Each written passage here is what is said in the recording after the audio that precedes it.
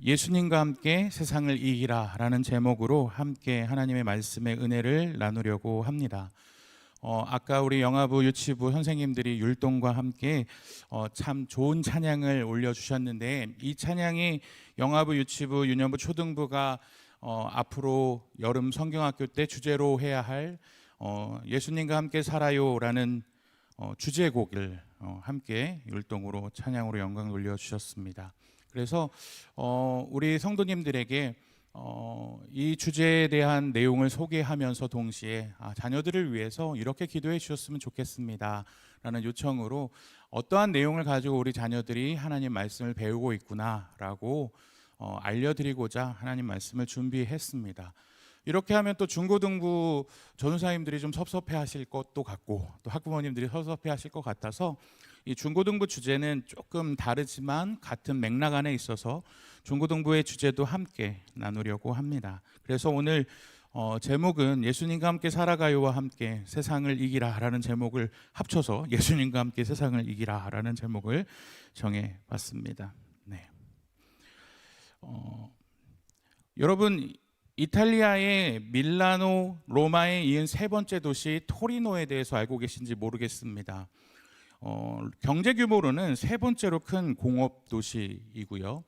여러분 혹시 피아트라는 자동차를 알고 계실지 모르겠는데, 이 피아트라는 자동차를 만드는 도시로 알려져 있기도 하고요. 커피를 좋아하시는 분은 또 아실지 모르겠네요. 라바짜 커피. 이 라바짜 커피가 이곳에서 나온다고 합니다.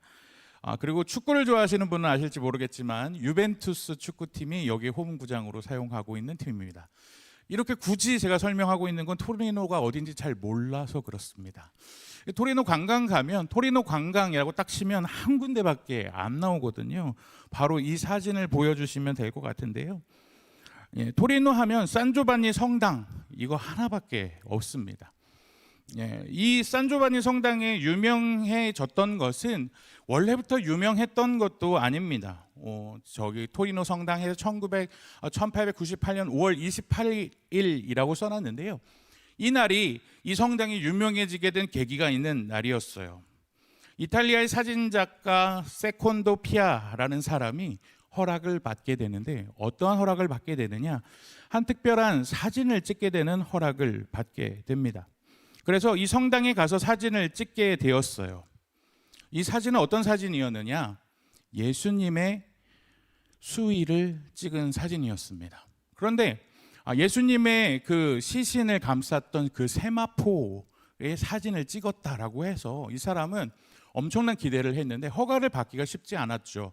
힘들게 사진에 허가를 받아서 사진을 찍었는데 왼쪽과 같이 나온 거예요. 그러니까 큰 이슈도 얻지 못하고 이게 뭐야 이렇게 생각하면서 별거 건지지도 못했네 라고 생각했는데, 반전은 어떠한 반전이 있었느냐면 이 사진의 원판을 네거티브로 반전을 시켰더니 세상이 발칵 뒤집어지게 된 겁니다. 바로 그게 오른쪽이었어요. 예수님과 같은 형상을 갖고 있는 사람을 이렇게 손을 가지런히 모으고 있고, 얼굴이 우리가 그 흔히 보고 있는 성화의 예수님의 모습과 같이 딱 나온 거예요. 그래서 이 수의가 바로 예수님의 시신을 감쌌던 그 아림마대 요셉이 예수님한테 나여줬던 그 감옥에 딱 들어가 봤더니 예수님은 온데간데 없고 예수님을 감쌌던 그 수의만 덩그러니 남아 있었다라고 했던 그 수의가 바로 이 수의다라고 해서 전 세계에 있는 가톨릭 신자들과 함께 기독교인들도 이 토리노에 몰려들기 시작했습니다. 그런데 반전이 있었던 것은 저게 과연 진짜냐 혹은 가짜냐라는 것에 대한 공방이 있었다는 거예요. 저게 진짜냐라고 하는 사람들의 의견에는 저기서 특별한 그 꽃가루가 채취가 되는데, 이 꽃가루가 어디의 꽃가루였을까요? 이스라엘 고대 근동 지역에서만 발견되는 꽃가루가 발견됐다. 이건 거기서 나온 거 아니면 불가능하니까 진짜 예수님이 그 수위에 있는 것이 아닐까라고 사람들이 얘기하기 시작했습니다. 그런데 연대 측정을 해보지 않습니까? 근데 연대 측정을 한 결과 저 세마포 수위의 연대는 중세 시대 것으로 발견됐고요. 핏자국처럼 보이는 것도 사실은 피가 아니라, 물론 피도 있었지만 대부분이 물감 자국인 것으로 발견됐습니다.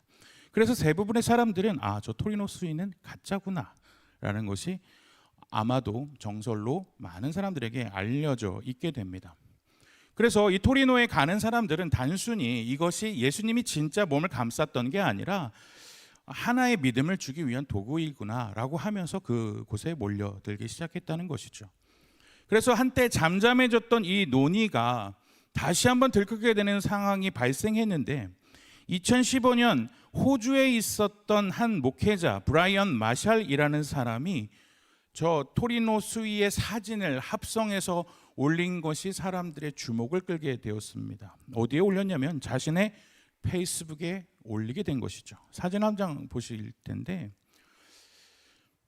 토리노 수위의 가장 오른쪽에 있는 것이 예수님의 그 사진이라고 주장되어지는 것이고, 맨 왼쪽에 있는 것이 자기 사진인 것이에요.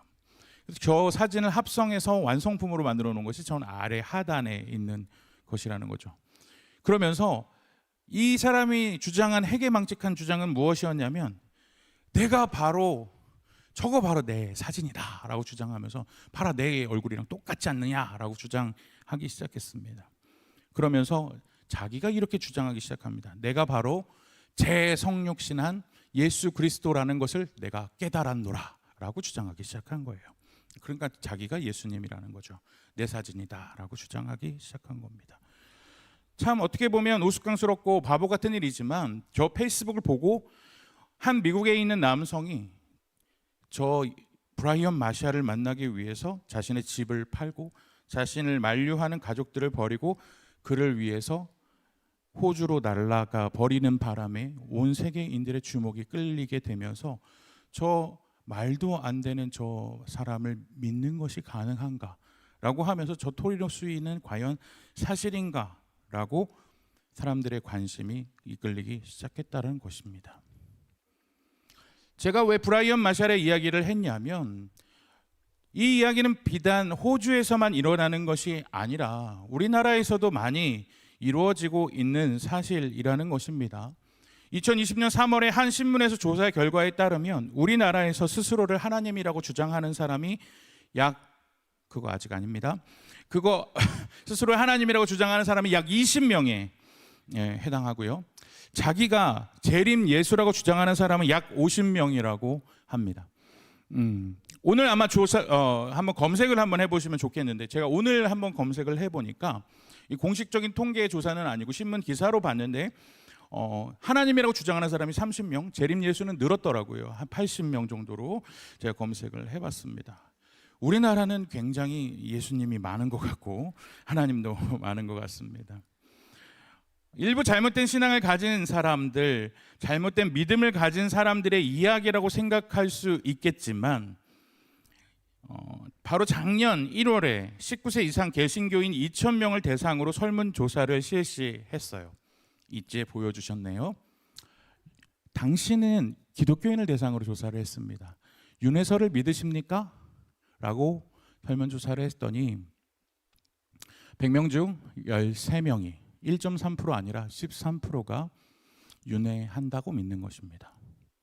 내가 죽으면 소로도 태어날 수 있고, 내가 사랑하는 우리 강아지 해피로도 태어날 수 있고, 윤회한다고 믿는 것이죠. 누가요? 기독교인들을 대상으로 설문조사를 했더니 궁합을 믿으십니까? 라고 했더니 궁합 믿죠. 22%. 제사는 드려도 될까요? 22%가 드려도 된다라고 말했습니다. 풍수지리를 믿습니까? 15%. 다른 종교에도 구원이 있다고 믿으십니까? 32%가 기독교가 아니라 다른 종교를 믿어도 착하게 살면, 선하게 살면, 다른 사람에게 해끼치지 않으면 구원받을 수 있다라고 주장하는 사람이 100명 중 32분이라는 것이죠. 설마 우리 교회에는 그런 분이 없으리라 믿겠지만, 더 충격적인 조사 결과를 보여드리겠습니다. 왜 신앙생활을 하십니까? 라고 물어보니까 구원과 영생을 얻기 위해서입니다. 36%. 마음의 평안을 얻기 위해서입니다. 42%. 교회 안에 다니는 사람 중에 거의 절반에 해당하는 사람이 구원과 상관없이 마음의 평안을 얻기 위해서 교회를 다니고 있습니다. 구원의 목적보다 무려 6%가 높은 사람이 내 마음에 평화를 주고 신앙생활하면서 스트레스도 풀리고 마음의 안정감만 주기만 하면 구원 안 받아도 되고 천국 안 가도 되고 나는 교회를 다니겠노라 말하고 있는 것입니다. 바꿔서 말해볼까요? 스트레스를 주고 마음에 어려운 일을 교회에서 겪게 된다면 나는 교회를 떠나는 결정을 언제든지 할 것입니다 라고 생각하는 사람이 42%가 될 수 있다는 것입니다. 그래서 그런지 한국 교회 안에 교회를 떠나가는 사람은 날이 갈수록 늘어갑니다. 2023년 12월에 4,751명의 성인 남성과 여성을 대상으로 조사를 했더니 무려 63%의 사람이 무종교인이라고 얘기했습니다. 종교를 가지고 있지 않습니다가 10명 중 6명이 종교를 가지고 있지 않았는데, 제가 여기서 얘기하고자 하는 포인트는 무엇일까요? 기독교인이었다가 종교를 가지고 있다가 종교를 버린 사람의 숫자가 무려 10%가 넘었다는 것입니다. 개신교가요. 교회를 다니다가 이제는 잠깐 교회를 쉬고 있습니다 하는 가난한 교인이 10%가 아닙니다. 아예 교회를 떠났고 신앙을 버린 사람이 무려 10%라는 것입니다. 20, 30대는 10%, 40대는 12%가 교회를 떠났습니다. 왜일까요? 그들은 예수님이 어떤 분이신지를 잘 모르기 때문이죠. 유일한 구원자 예수 그리스도를 모르기 때문에 내가 곧 길이요 진리요 생명이다 라고 말씀하신 그 예수님을 바로 안다면 교회 밖에도 구원이 있다라는 헛소리를 짓거리지 않을 것입니다. 그런데 이들은 예수님을 모릅니다. 그렇기 때문에 다른 종교도 착하게 살면 구원받을 수 있다고 얘기하는 것입니다. 두 번째로, 그분이 어떤 분이신지를 잘 모르기 때문이죠. 온 천지를 만드시고 다스리시는 그 하나님께서 우리를 너무나도 사랑하셔서 자기의 아들을 주기까지 사랑하셔서 자기의 몸을 바쳐서 아들을 주셨고 그 피값으로 우리에게 영원한 생명을 허락하셨다는 것을 안다면 마음의 평안과 안정과 행복을 준다고 해서 신앙생활을 한다고 말할 수 있을까요? 그들은 예수님을 모릅니다. 예수님의 사랑을 모르는 것입니다. 우리가 신뢰해야 할 유일한 대상이 인간이 아니라 예수 그리스도라는 것을 기억한다면 그분이 우리와 얼마나 친밀해지고 싶어 하시고 우리와 동질감을 가지고 싶어 하시는지를 안다면 사람과 교회에 대한 실망감 때문에 교회를 그렇게 떠나지 않을 것입니다. 그래서 우리는 어떻게 해야 할까? 예수가 누구인지를 우리 아이들에게 가르쳐야 하고 그 예수와 함께 같이 살아가야 하는 것이 우리의 마땅한 신앙이라는 것을 가르쳐야 하는 것입니다. 세상과 타협하며 세상의 시류를 따라가서 그게 세련된 거고 그게 독단적이지 않은 신앙이라고 말하는 것이 아니라 하나님의 분명한 뜻을 알아 세상을 이겨나가는 것이 필요하다고 우리의 다음 세대들에게 분명히 가르쳐야 하는 것입니다. 그것이 이번 여름에 우리가 가르쳐야 할 것입니다. 그런 의미에서 우리는 요한복음에 주목하여 우리 아이들과 함께 말씀을 가르칠 것입니다. 왜 하필 요한복음인가? 요한복음의 시대와 우리의 시대가 너무나도 흡사하기 때문입니다. 요한복음의 시대는 교회 밖에 핍박이 가득한 시대였어요. 로마의 황제 도미티아누스는 도미누스 에트 데우스 라고 말하기 시작했습니다. 로마의 황제인 나를 주님이자 신으로 믿으라 라고 말했습니다. 그런데 하나님 한 분만 믿고 있고 예수 그리스도만 믿고 있는 그들에게 어떻게 도미티아누스 황제가 우리의 한 분이신 하나님이 될 수 있겠는가 라는 생각을 하게 된 것이죠.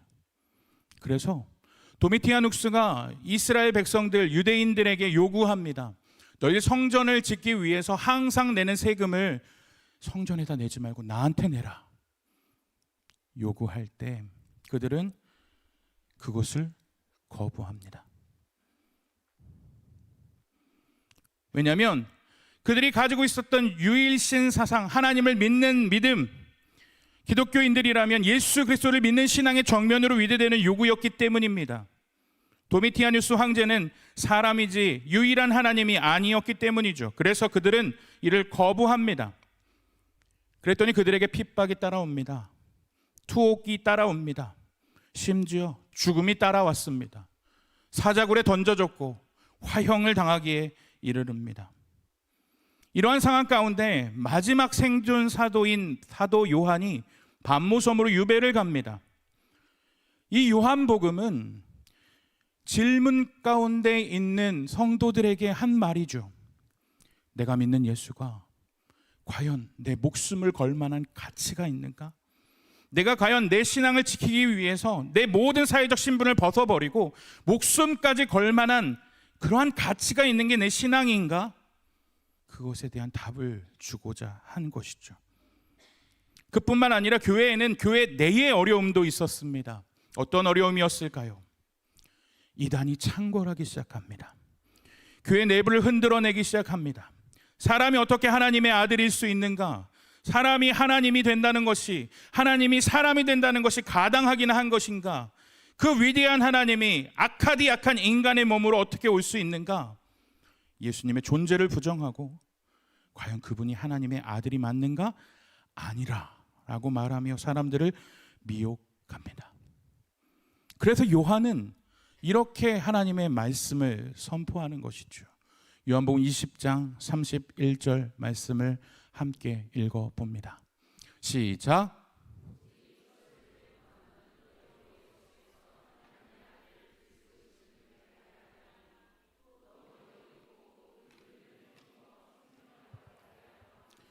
너희들이 믿고 있는 그 예수께서 하나님의 아들 그리스도이시다. 그리고 그 이름을 믿어야지만 영원한 생명을 얻을 수 있다라는 것을 전달해 주기 위해서 마지막 그의 사명으로 쓴 책이 바로 이 요한복음이라는 것이죠. 그래서 요한복음에서는 예수님이 누구신지에 대해서 무려 7번 얘기합니다. 7번이라는 숫자는 완전수죠. 예수님이 스스로 자신에 대해서 얘기하는 것이죠. 그것을 예수님의 자기선언이라고 합니다. 나는 생명의 떡이다. 나는 세상의 빛이다. 나는 양의 문이다. 나는 선한 목자다. 나는 부활이요 생명이다. 나는 길이요 진리요 생명이다. 나는 참 포도나무다. 예수님께서는 가짜라고 말하고 하나님이 아니라고 말하고 유일한 신은 황제라고 말하는 그들 앞에서 내가 바로 유일한 구원이다 라고 자신을 선언하는 것입니다. 그래서 우리는 사과에 걸쳐서 우리 아이들에게 예수님이 누구이신지를 가르치려고 합니다. 첫 번째로 우리가 가르칠 것은 예수님께서 생명의 떡이라는 것입니다. 요한복음 6장 35절 말씀을 보면 예수께서 이르시되 나는 생명의 떡이니 내게 오는 자는 결코 줄이지 아니할 터이요 나를 믿는 자는 영원히 목마르지 아니하리라 말씀합니다. 예수님께서 이 말씀을 하실 때는 이스라엘 백성들이 베세다에서 오병이어의 기적을 맛보고 그들이 예수님에게 요청합니다. 떡 좀 주세요. 우리를 배불려 주세요. 더 더 배부르고 싶어요. 예수님을 강제로 끌어다가 왕으로 만들려고 합니다. 예수님은 말씀하시죠. 너희들 잠시 먹고 배부르는 양식을 요구하지 말아라. 나를 믿는 자는 식량 문제, 이 세상의 것으로만 해결되는 것이 아니라 영원한 생명을 얻을 수 있다. 나를 따르라. 일과에서 우리는 우리 자녀들에게 예수님만이 유일한 생명이시고 예수님을 믿어야지만 구원받을 수 있다라는 복음을 제시할 것입니다. 우리 자녀들이 예수 그리스도라는 유일한 생명을 잘 받아들일 수 있도록 함께 기도해 주시기 바랍니다. 이과에서는 예수님이 선한 목자가 되신다라는 것들을 배우게 될 것입니다. 예수님께서는 나는 선한 목자라, 선한 목자는 양들을 위하여 목숨을 버리거니와 라고 말씀합니다. 선한 목자와 싹구는 구별됩니다. 싹구는 돈을 받고 양을 키워주는 사람입니다. 쉽게 말하면 일하는 워커죠. 일하는 사람. 그런데 선한 목자의 가장 반대되는 말은 악한 목자가 아니라 삭군이라는 것입니다. 삭군이 왜 악한 목자일까요? 삭군은 자신의 양을 잃어버렸을 때 그 양을 찾지 않습니다. 주석을 찾아보면 보통 삭을 받는, 임금을 받는 목자들은 10에서 15%의 양을 잃어버렸을 때는 자기 돈으로 물어주지 않았다고 해요. 워낙 양을 키우는 일이 험한 일이었기 때문에 그 양을 잃어버려도 그 사람의 책임이 아니라고 여겼던 것이죠. 그러니까 양 한 마리 잃어버리면 어쩔 수 없는 일이지 뭐 라고 여깁니다. 그런데 선한 목자는 그렇게 여기지 않습니다. 왜일까요? 내가 사랑하는 양이니까. 한 마리 한 마리가 내가 이름을 알고 있으니까. 내가 이름을 부르면 그 양은 나의 목소리를 듣고 나에게 오니까. 예수님께서는 그렇게 우리 한 사람 한 사람을 알고 계시고 사랑하고 계신다라는 것이죠. 그러한 관계를 맺고 계시는 분이 주님이시라는 거예요. 그래서 우리는 우리 자녀들에게 무엇을 가르치냐면 우리를 너무나도 사랑하셨기 때문에 우리를 위해서 자신의 목숨을 버리고 십자가에 죽으신 예수님의 그 사랑, 그만큼 우리를 사랑하셔서 알기 원하시는 그분을 가르칠 것입니다. 3과에서는 예수님은 세상의 빛이라는 것을 가르칩니다. 초막절을 지키는 유대인들은 초막절에 큰 초를 가져다가 성전을 밝혀놓습니다. 그 성전에 불을 밝혀놓는 이유는 광야의 그 세월 동안 그들을 지켜주셨던 불기둥을 상징하는 것이죠. 그런데 광야의 세월이 끝나고 나서 더 이상 그들에게 불기둥은 필요 없어집니다. 불기둥은 없어지고 말지만 세상의 빛으로 오신 예수님은 없어지지 않습니다. 그래서 요한복음 8장 12절에서 예수님은 이렇게 말씀하시죠. 나는 세상의 빛이니 나를 따르는 자는 어두움에 다니지 아니하고 생명의 빛을 얻으리라. 너희들이 초막절에 피우는 저 초는 끝나버리고 말고 광야에서 너희를 인도했던 불기둥은 결국엔 없어졌지만 나는 세상의 빛으로 왔다. 나를 믿는 자는 어둠 가운데 있지 아니하고 영원히 빛 가운데 살 것이다 라고 주님은 말씀합니다. 예수 그리스도를 통해서 영원한 생명의 빛을 얻음을 3과를 통해 가르칠 것입니다. 마지막 4과의 말씀은 나는 포도나무여 너희는 가지라. 그가 내 안에 내가 그 안에 거하면 사람이 열매를 많이 맺나니 나를 떠나서는 너희가 아무것도 할 수 없습니다. 우리가 바로 얼마 전에 담임 목사님을 통해서 들었던 말씀입니다. 이스라엘 백성들에게 포도나무는 가장 흔하고 가장 자주 볼 수 있는 나무였죠. 그런데 이스라엘은 좋은 포도나무는 아니었습니다. 왜냐하면 그들에게는 열매가 없었기 때문이죠. 좋은 열매가 되기 위해서는 예수님 안에 거해야 하고 그 안에 정말 잘못되고 열매 맺지 못하는 가지들은 다 잘라내는 가지치기가 있어야 하는데 이들은 자신들의 가지를 치지 못했어요. 하나님 보기에 부정한 것들, 하나님 기뻐하시지 않는 삶의 열매들이 너무나도 많았던 것이죠.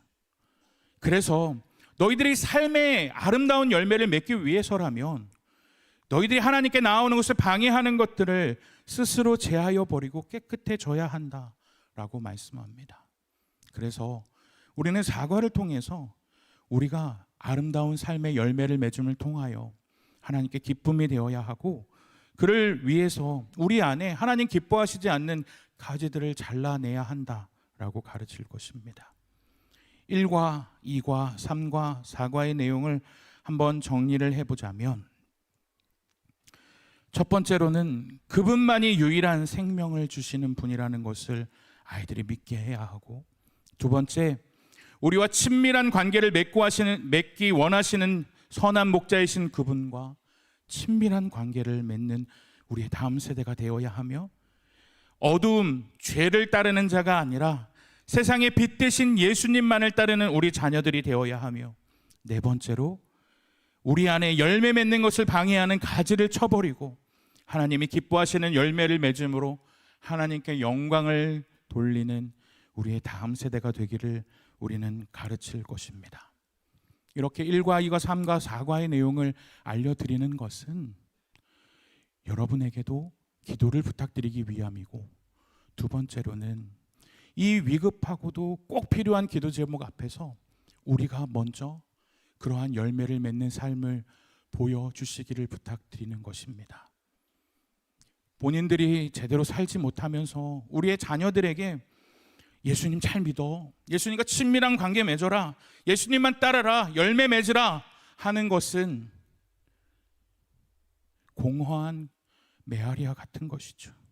우리가 먼저 예수님과 함께 살아가지 않는다면 자녀들은 말로는 하지 않더라도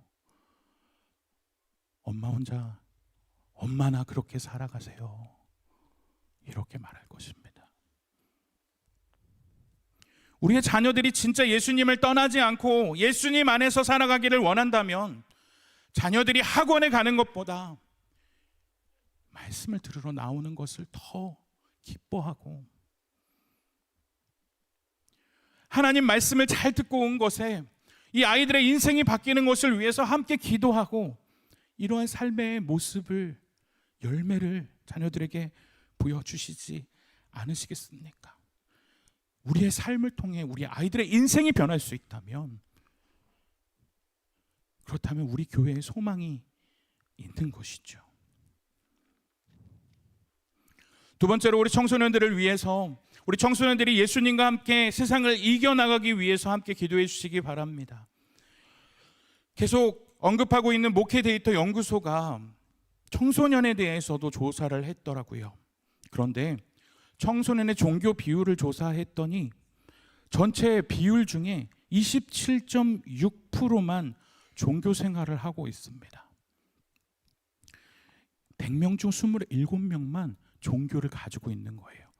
여기서 기억하셔야 될 거는 기독교를 믿는 사람이 27명이 아닙니다. 종교를 가지고 있는 사람이에요. 그렇다면 기독교를 믿고 있는 인구는 얼마일까요? 고작 13명. 100명 중 13명만 교회에 다닙니다. 그나마 이 퍼센테이지는 계속 떨어지고 있어요. 예전에 한때 교회에 성도가 많을 때 최고 퍼센테이지를 25%라고 봤습니다. 그런데 점점 기독교 인구가 감소하고 있는데 10년 뒤 기독교인의 인구수 추정치는 충격받지 마십시오. 10%입니다.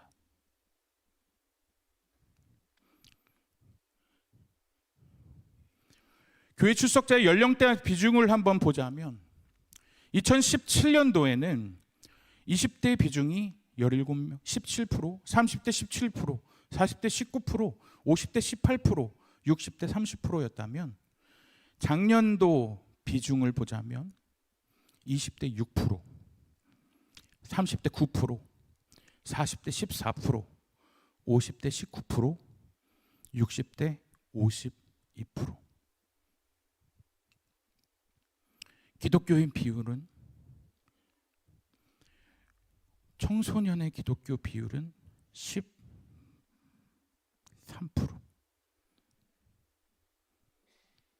미래가 보이지 않습니다. 더 이상 교회로 유입되지 않아요.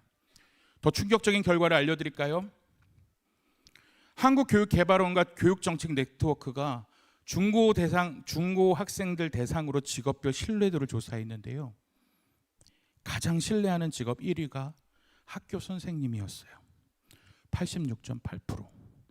두 번째로 신뢰하는 직업 검찰, 경찰 61.7%, 판사 55.6%, 그 다음이 언론인 37.6%, 그 다음 신뢰하는 직종이 종교인 34%. 종교에 대한 부정적인 이미지는 나날이 확산되고 있고요. 청소년들은 그에 그대로 노출되고 있습니다. TV에서 기독교를 다루고 있는 매스미디어 보신 적 있으십니까? 거기 나오는 기독교인들은 하나같이 부정적이고 앞뒤가 다른 사람들이고 하나같이 악인들입니다. 겉과 속이 다르고 세상과 다르지 않는 이 세속화되어 버린 위선적인 신앙인들 모습 앞에서 바뀌지 않는다면 한국교회에 소망이 없습니다. 세상은 교회가 자기들과 세상과 다르기를 원합니다. 지난 100년이 넘는 시간 동안 한국교회에서 기독교인들은 어떤 존재였는지 아시죠? 다른 사람들이었어요. 손해를 보더라도 시류에 영합하지 않는 사람들, 자신들의 종교의식 신념을 지키기 위해서 기꺼이 손해를 감수하는 사람들, 그런 사람이 바로 기독교인들이었다는 거예요. 그런데 지금은 어떻습니까? 각종 언론과 뉴스 기사에 부정적으로 나오는 사람들의 대부분은 기독교인들입니다. 이런 상황에서 사도 바울은 로마 제국 내에서 가장 타락하고 문란하고 쾌락이 지배하는 문화 가운데서 살아가고 있는 로마 교회 성도들에게 뭐라고 권면합니까? 로마서 12장 2절 말씀입니다. 함께 읽어볼까요? 시작.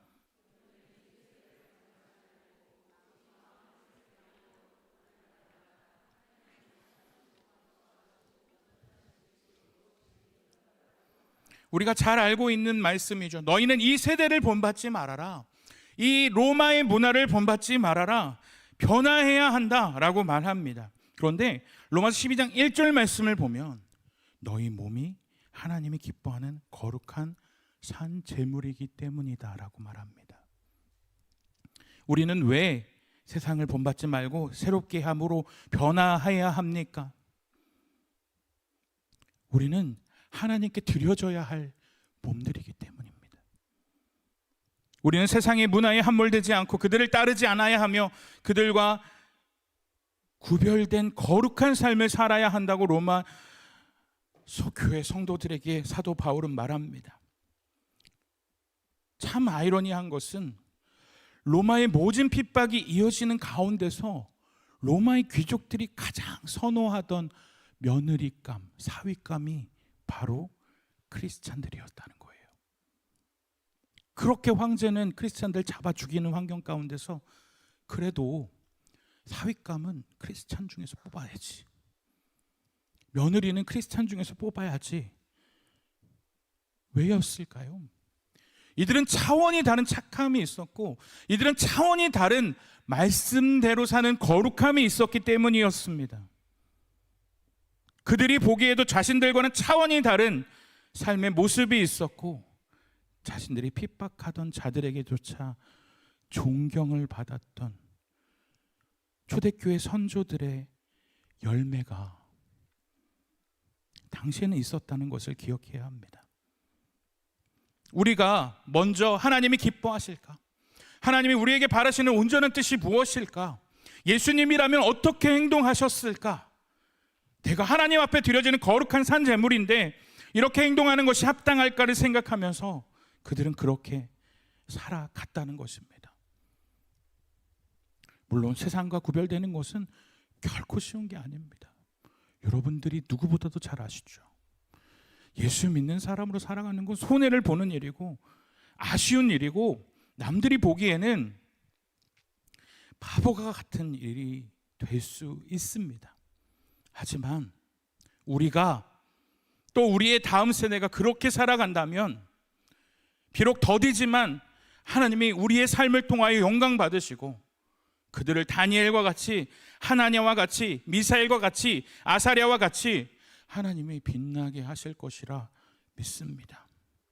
다니엘서 1장 7절을 보면 이런 말씀이 있어요.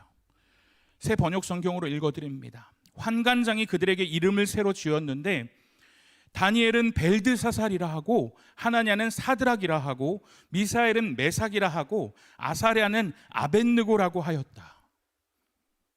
다니엘의 세 친구들에게 전부 이방인의 이름을 붙여주고 있어요. 다니엘에게도 벨드사살이라고 이름을 붙여줍니다. 그런데 이 이름이 전부 다 바벨론식 이름이에요. 이름의 뜻은 바벨론의 신들을 찬양하는 이름입니다. 유일한 신은 벨사살입니다. 바벨론의 신입니다. 이렇게 고백하는 이름을 붙였어요. 그러니까 그들은 그들의 살아가는 사회의 문화에 맞게 자기의 이름도 빼앗기고 타국의 신들을 숭배하는 이름으로 바뀌어서 살아가야 된다는 거예요. 그런데 그 이름조차, 그들의 문화조차 그들의 정신과 삶을, 그들의 신앙을 변하게 만들지 못했다라는 것입니다. 세상에서 환난을 당할지라도 우리가 담대할 수 있는 이유는 무엇입니까? 하나님께서 그 세상을 이미 이기셨고 하나님께서 우리와 함께 하고 계시기 때문입니다. 요한복음 16장 33절 말씀을 함께 우리 선포하며 읽어보도록 하겠습니다. 요한복음 16장 33절 말씀입니다. 시작. 이것을 너희에게 이르는 것은 바로 안에서 평안을 누리게 하려 함이라. 세상에서는 너희가 환난을 당하나 담대하라. 내가 세상을 이기었노라. 세상에서 손해를 보더라도, 손가락질을 당하더라도, 손해를 보더라도, 놀림을 받더라도 담대해라. 난 이미 이 세상을 이겼다. 저들과 똑같이 살아가려 하지 말아라. 너희들은 내가 이긴 것처럼 너희들도 이겨낼 수 있다. 주님 말씀합니다.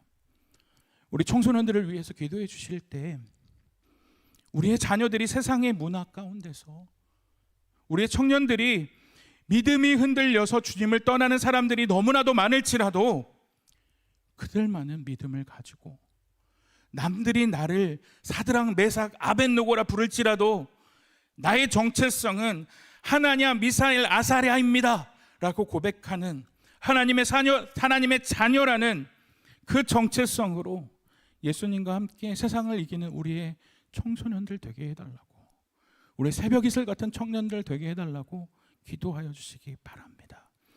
우리 함께 이들을 위해서 정말 간절한 마음으로 기도해 주셨으면 좋겠는데요.